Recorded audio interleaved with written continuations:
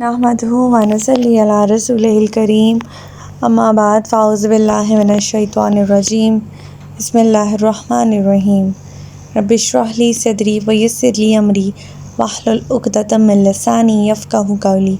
السلام علیکم ورحمۃ اللہ وبرکاتہ۔ صراط مستقیم میں آپ سب کو خوش آمدید۔ پچھلے سبق میں ہم نے پڑھا تھا کہ اللہ تعالیٰ نبی پاک صلی اللہ علیہ وآلہ وسلم سے مخاطب ہوتے ہوئے فرماتے ہیں کہ آپ ان لوگوں سے کہہ دیجئے جو دین کا مذاق اڑاتے ہیں، جو رسولوں کا مذاق اڑاتے ہیں، جو اللہ پر ایمان لانے کا مذاق اڑاتے ہیں، آپ ان سے فرما دیجئے کہ اگر میں اپنے پروردگار کی نافرمانی کروں تو میں بڑے دن کے عذاب سے ڈرتا ہوں۔ پھر اللہ تعالیٰ فرماتے ہیں کہ اس دن یعنی قیامت کے دن جو شخص عذاب سے بچ گیا اس پر اللہ نے ہی بڑا رحم و کرم کیا اور یہی نمایاں کامیابی ہے۔ اللہ تعالیٰ فرماتے ہیں کہ اگر اللہ تجھے کوئی تکلیف پہنچانا چاہے تو اس تکلیف کو اس کے سوا کوئی دور نہیں کر سکتا، اور اگر کوئی بھلائی کرنا چاہے تو بھی وہ ہر چیز پر قادر ہے۔ پھر اللہ تعالیٰ فرماتے ہیں کہ اللہ اپنے بندوں پر پورا اختیار رکھتا ہے، وہ دانا اور خبر رکھنے والا ہے۔ اللہ تعالیٰ فرماتے ہیں نبی پاک صلی اللہ علیہ وآلہ وسلم سے مخاطب ہوتے ہوئے کہ آپ ان سے پوچھئے کہ سب سے بڑھ کر گواہی کس کی سچی ہے؟ آپ کہہ دیجئے اللہ کی، جو میرے اور تمہارے درمیان گواہ ہے، نیز یہ کہ یہ قرآن میری طرف وحی کیا گیا ہے تاکہ اس سے میں تمہیں بھی ڈراؤں اور ان سب کو بھی جن تک یہ پہنچے۔ کیا تم واقعی یہ گواہی دے سکتے ہو کہ اللہ کے ساتھ دوسرے الہ بھی ہیں؟ آپ ان سے کہہ دیجئے میں تو ایسی گواہی نہیں دیتا، الہ صرف وہی ایک ہے اور میں اس شرک سے بالکل بیزار ہوں جو تم لوگ کرتے ہو۔ پھر اللہ تعالیٰ فرماتے ہیں جن لوگوں کو کتاب دی گئی ہے وہ اس سے یعنی پیغمبر کو یوں پہچانتے ہیں جیسے اپنے بیٹوں کو، مگر جن لوگوں نے اپنے آپ کو نقصان میں ڈال رکھا ہے وہ ایمان نہیں لائیں گے۔ ہمارا آج کا سبق آیت نمبر 21 سے لے کر آیت نمبر 25 تک ہے، تو آج کا سبق شروع کرتے ہیں۔ بسم اللہ الرحمن الرحیم۔ وَمَنْ أَظْلَمُ مِمَّنِ افْتَرَى عَلَى اللَّهِ كَاذِبًا أَوْ كَذَّبَ بِآيَاتِهِ إِنَّهُ لَا يُفْلِحُ الظَّالِمُونَ۔ اور اس شخص سے بڑھ کر بھلا کون ظالم ہو سکتا ہے جو جھوٹی بات کو اللہ کے سمے لگا دے یا اس کی آیات کو جھٹلائے؟ یقیناً ایسے ظالم فلاح نہیں پا سکتے۔ اب آگے اللہ تعالیٰ شرک کے جو عقائد ہیں، شرکیہ عقائد جو ہے ان کی قسمیں بیان کرنے جا رہے ہیں۔ مثلاً یہ عقیدہ رکھنا کہ اللہ تعالیٰ نے کائنات میں تصرف کے اختیارات بعض اولیاء اللہ کو بھی دے رکھے ہیں، جیسے کہ مشرکین کا اپنے دیوی دیوتاؤں کے متعلق عقیدہ یہ ہوتا تھا کہ وہ ہماری حاجت روائی اور مشکل کشائی کر سکتے ہیں، یا یہ عقیدہ رکھنا کہ اللہ ہم گناہ گاروں کی دعا فریاد کب سنتا ہے، لہٰذا ضروری ہے کہ ہم اپنی فریاد کسی بزرگ کو سنائیں اور وہ ہماری فریاد اللہ تک پہنچا دے، یا یہ دعویٰ رکھنا کہ اللہ کے ساتھ کوئی دوسری بھی بہت سی ہستیاں ہیں جو اس کائنات کی خدائی میں اس کی شریک ہیں یا اس کی معاون ہیں یعنی مددگار ہیں، یا یہ عقیدہ رکھنا کہ ہمارا فلاں بزرگ قیامت کے دن ہماری سفارش کر کے ہمیں اللہ کے عذاب سے چھڑا لے گا۔ ایسی سب باتیں اللہ پر بہتان اور شرک کا سرچشمہ ہیں، اللہ پر جھوٹی باتیں باندھنے کے مترادف ہیں۔ یہاں بھی آیات سے مراد صرف قرآن کی ہی آیات نہیں ہیں، بلکہ وہ آیات بھی ہیں جو انسان کے جسم کے اندر موجود ہیں اور اللہ تعالیٰ کے علم اور حکمت پر دلیل ہونے کے علاوہ اس پر وحدہ لا شریک ہونے پر بھی اس کی گواہی دیتی ہیں۔ نیز وہ آیات بھی ہو سکتی ہیں جو انسان کے باہر پوری کائنات میں ہر طرف پھیلی ہوئی ہیں۔ آیات کا مطلب ہوتا ہے نشانیاں۔ آیات کا مطلب صرف یہ نہیں ہوتا کہ جو قرآن پاک کی آیات ہوتی ہیں، نشانیاں جو انسان کے اندر ہیں، کس طرح سے انسان کی پیدائش ہوتی ہے، کس طرح سے وہ بڑا ہوتا ہے ماں کے پیٹ میں، پھر اس کے بعد جب باہر آتا ہے تو اللہ تعالیٰ نے اس کی ساری ضروریات کا کس طرح سے دھیان رکھا ہوتا ہے۔ آیت نمبر 22۔ وَيَوْمَ نَحْشُرُهُمْ جَمِيعًا ثُمَّ نَقُولُ لِلَّذِينَ أَشْرَكُوا أَيْنَ شُرَكَاؤُكُمُ الَّذِينَ كُنتُمْ تَزْعُمُونَ۔ اور جس دن ہم ان سب کو اکٹھا کریں گے اور شرک کرنے والوں سے پوچھیں گے کہ تمہارے وہ شریک کہاں ہیں جنہیں تم اللہ کے شریک سمجھتے تھے۔ اللہم لا تجعلنا منہم، اللہ تعالیٰ ہمیں ایسے لوگوں میں ہونے سے بچائے۔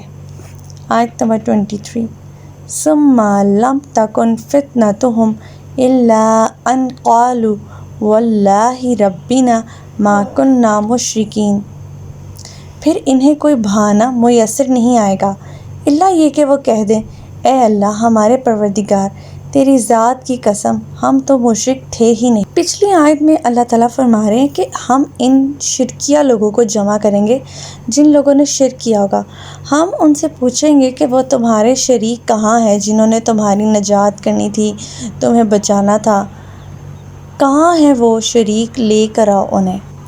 لوگ کیا کہیں گے؟ ان کے پاس کوئی بہانہ انہیں میسر ہی نہیں آ رہا ہوگا، کیونکہ وہ جن کا شرک کرتے تھے وہ خود ڈرے سہمے ہوں گے۔ اب کیا ہوگا؟ اب وہ یہ کہہ دیں گے کہ تیری ذات کی قسم ہم تو مشرک تھے ہی نہیں، جھوٹ بولیں گے وہ۔ اس دن اتنی دہشت طاری ہوگی، نہ عابد اپنے آپ کو جو ہے وہ عابد سمجھے گا، نہ زاہد اپنے آپ کو زاہد سمجھ رہا ہوگا، ہر کسی کو جو ہے اپنی اپنی پڑی ہوگی، نفسا نفسی کا عالم ہوگا۔ اس وقت جب اللہ تعالیٰ مشرکوں سے پوچھے گا کہ بتاؤ تمہارے معبود کدھر ہیں جنہیں تم میرا شریک بنایا کرتے تھے، جنہوں نے تمہیں مجھ سے بچانا تھا، جو تمہاری نجات کا، تمہاری سفارش کا ذریعہ تھے، اس وقت وہ اپنے شرکیہ اعمال سے بالکل مکر جائیں گے اور قسمیں اٹھا کر کہہ دیں گے کہ ہم نے تو کبھی کسی کو تیرا شریک بنایا ہی نہ تھا۔ آیت نمبر 24، انظر کیف کذبوا علی انفسہم وضل عنہم ما کانوا یفترون، دیکھیے وہ کیسے اپنے متعلق جھوٹ بکیں گے اور وہ جو کچھ افطرا کرتے ہیں سب انہیں بھول جائے گا۔ افطرا کا مطلب ہوتا ہے باتیں بنانا، یعنی اس دن کی دہشت اور اپنی بے بسی کی بنا پر وہ اپنے بچاؤ کے لیے کیا بولیں گے؟ انہیں کچھ نہیں سوجھے گا، کوئی بہانہ نہیں سوجھے گا، معبود تو ویسے ہی ان کے ڈرے ہوئے ہوں گے، تو وہ صاف مکر جائیں گے اور دنیا میں وہ جو کچھ کرتے رہے تھے دہشت کی وجہ سے سب بھول جائیں گے۔ انہیں یاد ہی نہیں رہے گا کہ وہ دنیا میں کس کس کو اللہ کے سوا پکارتے تھے، کس کس کو پوچھتے تھے اور کس کس قسم کا شرک کیا کرتے تھے۔ آیت نمبر 25، وَمِنْهُمْ مَنْ يَسْتَمِعُ إِلَيْكَ وَجَعَلْنَا عَلَىٰ قُلُوبِهِمْ أَكِنَّةً أَن يَفْقَهُوهُ وَفِي آذَانِهِمْ وَقْرًا وَإِن يَرَوْا كُلَّ آيَةٍ لَا يُؤْمِنُوا بِهَا حَتَّىٰ إِذَا جَاءُوكَ يُجَادِلُونَكَ يَقُولُ الَّذِينَ كَفَرُوا إِنْ هَٰذَا إِلَّا أَسَاطِيرُ الْأَوَّلِينَ۔ ان میں سے کچھ تو ایسے ہیں جو آپ کی بات کان لگا کر سنتے ہیں، اور ہم نے ان کے دلوں پر پردے ڈال دیے ہیں کہ وہ سمجھ ہی نہ سکیں، اور ان کے کانوں میں گرانی ہے، وہ تمام نشانیاں بھی دیکھ لیں تب بھی ان پر ایمان نہیں لائیں گے۔ حد یہ ہے کہ وہ جب آپ کے پاس آ کر آپ سے جھگڑا کرتے ہیں تو کافر لوگ یہ کہہ دیتے ہیں کہ یہ تو محض پہلے لوگوں کی داستانیں ہیں۔ وہ دھیان سے بات کس لیے سنتے تھے؟ یہ دیکھنے کے لیے کہ کون سی بات پر وہ اعتراض کر سکتے ہیں، کون سی بات کا مذاق اڑا سکتے ہیں، کون سی بات پر ان کی نیت جو ہے وہ سدھر سکتی ہے۔ لہٰذا ہدایت کی باتوں کو وہ ایسے سنی انسنی کر دیتے ہیں کہ جیسے کہ انہوں نے سنی ہی نہیں۔ جب سنتے ہی نہیں تو اسے سمجھنے کی کیا خاک کوشش کریں گے؟ اللہ تعالیٰ نے فرمایا کہ ان کی سوچنے سمجھنے کی صلاحیت پر اللہ تعالیٰ نے مہر لگا دیا ہے۔ وہ سننا بھی چاہیں، سمجھنا بھی چاہیں، ہدایت پانا بھی چاہیں، وہ نہیں پا سکتے کیونکہ ان کو مہر لگا دی اللہ تعالیٰ نے۔ یہاں یہ بات سمجھ لینی چاہیے کہ اسباب کو اختیار کرنا انسان کے بس میں ہے اور ہمیں اسی بات کا حکم دیا گیا، لیکن ان کے نتائج کو سمجھنا، ان کے نتائج کس طرح سے ہوں گے وہ انسان کے اختیار میں نہیں ہوتا بلکہ اللہ کے اختیار میں ہوتا ہے۔ مثلاً ایک نبی کا کام کیا ہوتا ہے کہ وہ لوگوں کو اللہ کی طرف بلائے۔ اب لوگ اس کی دعوت قبول کرتے ہیں یا رد کرتے ہیں، یا کتنے لوگ قبول کرتے ہیں یا کتنے نہیں کرتے، یہ نبی کے اختیار میں نہیں ہوتا بلکہ یہ سب اللہ کے اختیار میں ہوتا ہے۔ لیکن اکثر اوقات یہ بھی ہوتا ہے کہ لوگوں نے بات سنی لیکن ان پہ اس طرح سے اثر نہیں کیا، وہ کس وجہ سے ہوتا ہے کہ اللہ تعالیٰ کی ہی کیونکہ ہاتھ میں سارے نتائج ہیں. اللہ تعالیٰ نہیں چاہتے کہ وہ لوگ ہدایت پائیں، کیونکہ وہ سنتے ہی اس لیے ہیں کہ وہ مذاق اڑائیں، وہ اعراض کریں، وہ ہدایت پانے کے لیے نہیں سنتے. حق ہمیشہ سے چلا آتا آ رہا ہے اور پرانا ہے، لہٰذا محض پرانا ہونا غلط ہونے کی دلیل نہیں ہے. انبیاء جتنے بھی دنیا میں آتے رہے ہیں سب دعوت حق ہی پیش کرتے رہے ہیں، اور ان کے منکر اور ہٹ درم بھی ہمیشہ یہی کہتے رہے ہیں کہ یہ پہلوں کی کہانیاں ہیں. دین کے معاملے میں کوئی نئی بات وہی پیش کر سکتا ہے جسے حق سے دشمنی ہو اور وہ اپنے ذہن سے کوئی نئی بات گڑھ لے اور اسے حق کے نام پر پیش کر دے، کسی نئے فرقے کی بنیاد بنا دے، اس طرح سے بدعات کا سلسلہ شروع کر دے. اس طرح اسے اس دنیا میں تو شاید بعض لوگوں کی پیشوائی کا مقام حاصل ہو جائے، لیکن حقیقت میں وہ خود بھی گمراہ ہے اور دوسروں کو بھی گمراہ کرنے کی کوشش میں لگا ہوا ہے.